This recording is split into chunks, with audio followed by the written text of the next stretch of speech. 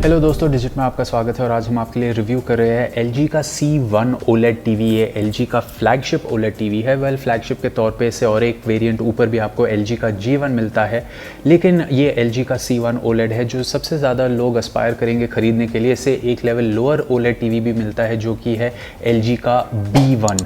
तो आइए हम शुरू करते हैं इस टीवी का रिव्यू और मैं आपको शॉर्ट वर्जन अभी शुरुआत में ही दे देता हूँ। अगर आपको एक बहुत ही बढ़िया फ्लैगशिप टीवी चाहिए तो आप इस टीवी को डेफिनेटली कंसिडर कर सकते हो। इसके सारे फीचर्स को मन में रखते हुए ये एक बहुत ही बढ़िया टीवी है। चाहे आप इस टीवी को गेमिंग के लिए ख़रीद रहे हो या OTT कंटेंट कंज्यूम करने के लिए, एक सिनेमैटिक एक्सपीरियंस के लिए, या simply even to consume content from a set top box, this TV's performance is absolutely fantastic. So चलिए हम शुरू करते हैं हमारे कैलमैन एनालिसिस के साथ और सबसे पहले शुरू करते हैं इस टीवी की पीक ब्राइटनेस को लेकर। अगर आप हमारे peak brightness versus window size को देखोगे कि ताकि आपको तब यहाँ पे दिखेगा कि जो 1%, 2%, 5%, 10% विंडो साइज़ पे ये टीवी 700 निट से ऊपर almost 750 nits off peak brightness हमें दिखाता है, जो कि बहुत ही बढ़िया है। अगर आप पीक लुमिनेंस स्टेबिलिटी की तरफ देखोगे तो यहाँ पे भी आपको दिख रहा है कि 750 निट्स के आसपास इसकी पीक ब्राइटनेस जा रही है।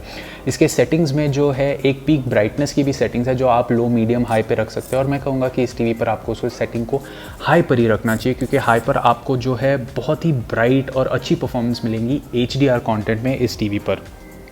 अगर हम SDR पीक ब्राइटनेस को देखेंगे तो 127.9 पर है यहाँ पे, और ये कोई बुरी बात नहीं है क्योंकि जो SDR कंटेंट है वो 100 निट्स में मास्टर होता है और जो उससे ऊपर 20-30 निट्स जो आपके टीवी ब्राइटनेस प्रोड्यूस कर सकता है वो इसलिए है कि वो एक ब्राइट रूम में नेचुरल लाइट के लिए कॉम्पेंसेट कर सके ताकि आपको सारे टीवी पे जो डिटेल्स है वो दिखाई दे।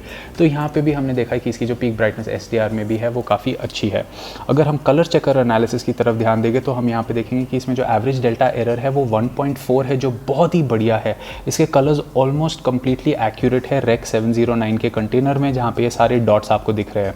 अगर हम expert for bright room settings में इस टीवी के सेटिंग्स को यूज़ करते हैं, जो कि एक काफ़ी कस्टमाइजेबल सेटिंग है, तो यहाँ पे on its own out of the box average delta error 3.7 था, जो कि काफ़ी ठीक है। ये SDR में ही हम देख रहे हैं अभी।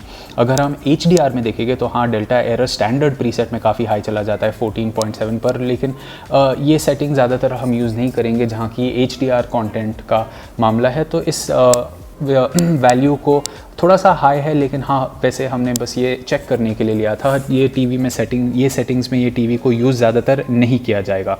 अगर आप ग्रे स्केल देखोगे तो यहाँ पे 100% मार्क पे भी डेल्टा एरर 2 के नीचे है और 30% में भी ये डेल्टा एरर 1 के पास है जाके, तो ये बहुत ही बढ़िया परफॉर्मेंस है इस टीवी का। इसका कलर गैमुलेट कवरेज भी देखोगे तो रेक 709 कंटेनर में ये सारे कवर्स को काफ़ी एक्यूरेटली कवर्स कर सकता है।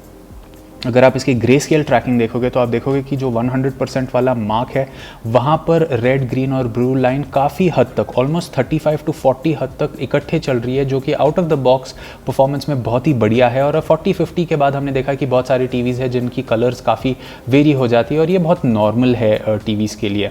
अगर हम कलर मैच HDR में देखेंगे तो हम देखेंगे कि इसका जो एवरेज डेल्टा एरर है वो 1.66 है, जो काफ़ी लो है और बहुत ही बढ़िया है HDR के परफॉर्मेंस के लिए। तो हाँ, जो हमने टेस्ट किए हैं इस टीवी पर, हमने ये नोटिस किया है कि जो सारे परफॉर्मेंसेस है इस टीवी के वो बहुत ही बढ़िया है और काफ़ी कलर एक्यूरेट है। लेकिन अगर हम रियल वर्ल्ड की परफॉर्मेंस की तरफ भी ध्यान देंगे तो हम देखेंगे कि ये जो फाइंडिंग्स है वो काफ़ी ट्रू है। हाँ, ये OLED पैनल है और काफ़ी रिफ्लेक्टिव हो जाता है, लेकिन अगर आपके घर में थोड़ी बहुत आप लाइट को कंट्रोल कर सकते हो कर्टन्स के साथ, तो आप देखोगे कि इसके जो पैनल की परफॉर्मेंस है वो बहुत ही बढ़िया है। अगर आप HDR में बहुत सारा कॉन्टेंट है, जैसे कि नेटफ्लिक्स पे आप देखोगे आर प्लैनेट है, ऑल्टर्ड कार्बन है, बहुत सारे शोज़ है और हमने बहुत सारे मूवीज़ भी देखे एप्पल TV प्लस पे जो कि HDR में है, डॉल्बी विजन में है। ये टेलीविजन डॉल्बी विजन IQ को भी सपोर्ट करता है और इसकी जो ओवरऑल परफॉर्मेंस है वो बहुत ही ब्यूटीफुल कलर्स आपको देती है। इसके जो ब्राइट हाईलाइट्स है बहुत सुंदर दिखते हैं, इसके जो कलर्स है वो काफ़ी एक्यूरेट है। इसमें एक AI पिक्चर मोड है जो आप अगर ऑन करके छोड़ दोगे तो इसके टीवी के सेटिंग्स अपने आप चेंज होते रहेंगे to suit the content on screen. लेकिन हाँ, अगर आप चाहते हो तो आप खुद भी सेटिंग्स को चेंज कर सकते हो। HDR में जो कंटेंट है जो डॉल्बी विजन में नहीं है, जैसे कि Amazon प्राइम वीडियो पर हमने देखा है, ग्रैंड टूर है, जैक रायन है, काफ़ी सारे शोज़ है, तो उनमें भी ये जो कंटेंट का रिप्रोडक्शन है वो काफ़ी अच्छा है। आप देखोगे कि सिनेमा प्रीसेट पे हमने ज़्यादातर यूज़ किया था और यहाँ पे हमने देखा कि कलर टोन्स और जैसे वार्म टोन जो होना चाहिए वो है, और जो कलर एक्यूरेसी भी है वो काफ़ी अच्छी है इन सारे कंटेंट को कंज्यूम करने के लिए। अगर हम SDR कंटेंट की तरफ ध्यान देंगे तो यंग शेल्डन एक ऐसा शो है जहाँ पे हमें ब्राइट विविड कलर्स की आदत हो चुकी है, और जो इसका स्टैंडर्ड या सिनेमा प्रीसेट है यहाँ पे थोड़ी सी मार खा जाता है। लेकिन अगर आप इसके प्रीसेट को विविड की तरफ डालोगे तो हाँ, ये टीवी की परफॉर्मेंस बहुत ही बढ़िया हो जाती है विविड में ऐसे SDR शोज़ के लिए। तो इनके कलर्स भी जो है वो काफ़ी पॉप होते हैं, तो ये एक बहुत अच्छी चीज़ है। अगर हम मूवीज़ देखते हैं, जैसे कि स्पाइडरमैन होमकमिंग एक मूवी है जो हम टेस्ट करते हैं टीवीज़ के साथ, वहाँ पे हमने देखा था कि जब स्पाइडरमैन या वॉशिंगटन मॉन्यूमेंट को चढ़ रहा है तो काफ़ी धूप आ रही है उस पर, और इस धूप की वजह से उसके जो वेब के काफ़ी सारे डिटेल्स है वो लूज़ हो जाते हैं, आपको वो वेबिंग एकदम क्लियरली नहीं दिखती है। लेकिन अगर आप देखोगे इस टीवी पर तो वो सारे डिटेल्स बहुत अच्छे से रिप्रेजेंटेड है, और सिनेमा प्रोफाइल में आपको जो स्किन टोन्स है, जो कलर एक्यूरेसी है, वो भी बहुत बढ़िया दिखती है इस टीवी पर। अगर हम गेमिंग की तरफ ध्यान देंगे तो ये बहुत ही बढ़िया गेमिंग टीवी है, क्योंकि इसमें आपको 4 HDMI 2.1 पोर्ट्स मिलते हैं, जिसका मतलब है कि अगर आपके पास एक PS5 है, Xbox Series X है, NVIDIA का 30 सीरीज GPU है और EARC एनेबल्ड होम थिएटर है, तो आप चारों पोर्ट्स को यूज़ कर सकते हो, और ये बहुत ही बढ़िया है। हमने देखा है और टीवीज़ जैसे कि TCL C825 हो गया या सोनी का X90J हो गया, वहाँ पे सिर्फ 2 HDMI 2.1 पोर्ट्स मिलते हैं, लेकिन यहाँ पे आपको चारों के 4 HDMI 2.1 पोर्ट्स मिलते हैं, जो कि बहुत ही बढ़िया है। ये टीवी 120 हर्ट्ज़ को भी सपोर्ट करता है। हमने PS5 कनेक्ट करके इस टीवी पर जब देखा था तो हमें फुल RGB HDR मिल रही थी, और हमें सेटिंग्स में जाके कुछ नहीं चेंज करना पड़ा था। टीवी ने अपने आप PlayStation 5 को रिकग्नाइज़ कर दिया और सारे सेटिंग्स चेंज हो गए। इस टीवी की और एक बहुत अच्छी बात है कि जो गेमर्स के लिए इसकी जो सेटिंग्स है ना, वो बहुत ही अच्छी है। तो बॉटम ऑफ द स्क्रीन पर आपको एक अच्छा सा पर्पल सा सेटिंग्स का एक ऑप्शन मिलता है जब आप सेटिंग्स का बटन दबाओगे, और Dirt 5 जैसी गेम में आप देखोगे जो 120 हर्ट्ज़ को सपोर्ट करता है। जैसे कि हमने वो गेम शुरू कर दिया, हमें 120 हर्ट्ज़ का आउटपुट भी मिल गया इस टीवी पर, और वो एक्सपीरियंस बहुत ही स्मूथ था। 120 हर्ट्ज़ के साथ जो भी हमने प्रॉब्लम्स देखे हैं कंसोल्स को लेकर, वो इस टीवी पर बिल्कुल भी नहीं थे। Performance was actually very good.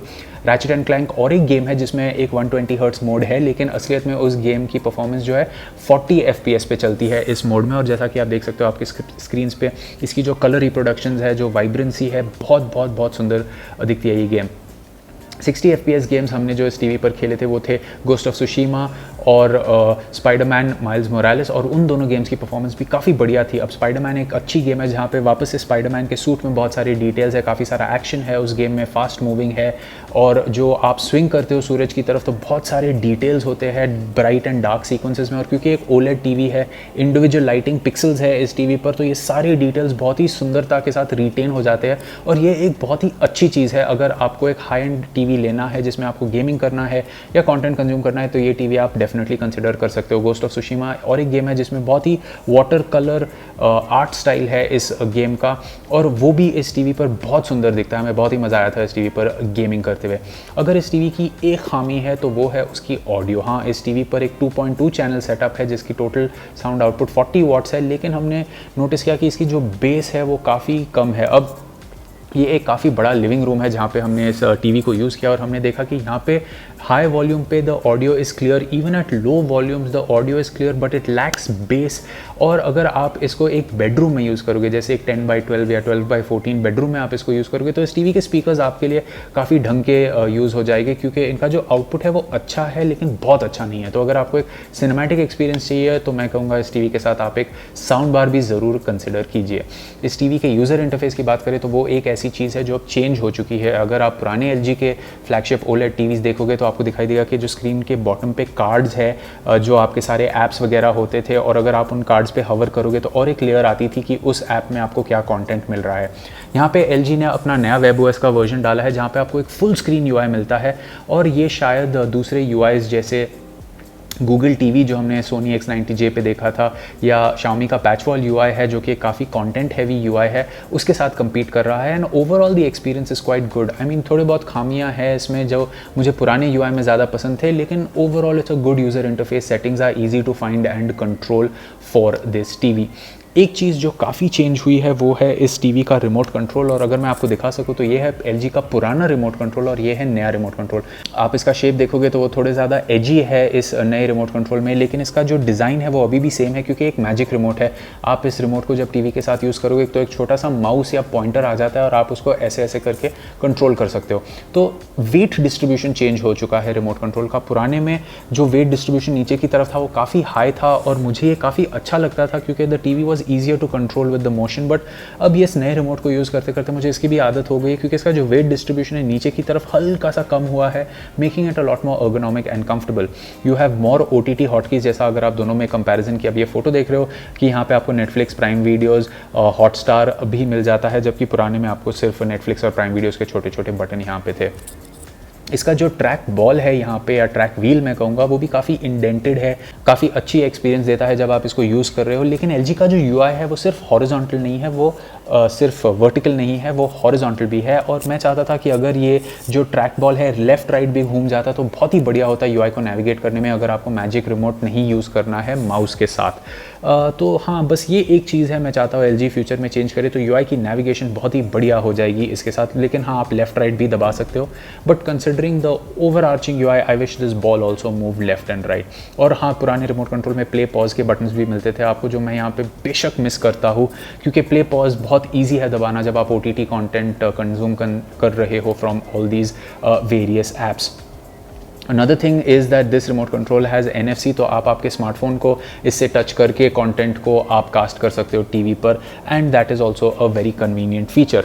अगर हम बिल्ड, डिज़ाइन, कनेक्टिविटी ऑप्शंस की बात करेंगे तो ये टीवी बहुत ही स्लिम है। आप इसके स्लिम प्रोफाइल को देख सकते हो कि ये एक कॉइन से भी पतला है, लेकिन हाँ, नीचे की तरफ ये टीवी थोड़ा सा मोटा हो जाता है, क्योंकि वहाँ पे सारे कंपोनेंट्स है और कनेक्टिविटी ऑप्शंस भी है। यहाँ पे आपको 4 HDMI पोर्ट्स मिल जाते हैं, 3 USB पोर्ट्स मिल जाते हैं, ऑप्टिकल मिल जाता है, AV मिल जाता है, काफ़ी सारे कनेक्टिविटी ऑप्शंस है, and the connectivity options are easy to reach even if you wall mount this TV। तो ओवरऑल हम कहते हैं कि हाँ, this is a TV that you can definitely consider. इसकी प्राइस आज के डेट में अगर आप Amazon.in पर देखोगे तो लगभग 1.5 लाख रुपए है, which makes it a very premium TV. इसके कंपैरिजन में जैसे सोनी का X90J है, जो कि है 1,20,30,000 रुपीज़ के आसपास, इससे 20-30 हज़ार रुपये चीपर है, लेकिन वो एक LED बैकलिट LCD टीवी है। उसमें लोकल अरे, फुल अरे लोकल डिमिंग है। इसका मतलब है कि उस टीवी पे डिमिंग जोन्स है, लेकिन एक डार्क रूम में जो ये टीवी ब्लैक्स और एक्यूरेट कलर्स को रिप्रोड्यूस कर सकता है, वो टीवी नहीं कर सकता है। लेकिन हाँ, एक ब्राइट रूम में वो टीवी रिफ्लेक्शन को ज़्यादा अच्छे से हैंडल करता है when compared to this OLED TV. This OLED TV also has very good viewing angles, तो अगर आप एक्सट्रीम एंगल से भी इस टीवी को देखोगे तो आपको एक बहुत ही बढ़िया एक्सपीरियंस मिलेगा। TCL का C825 भी है, जो लगभग 1,08,000 रुपये के आसपास है 55 इंच वेरियंट के लिए। इस टीवी से लगभग 40,000 रुपये सस्ता है। And yes, if you want to save 40,000 rupees you can consider that, because that is also a very good TV for content consumption. लेकिन UI के मामले में वो टीवी काफ़ी ज़्यादा मार खा जाता है, and also with colour accuracy.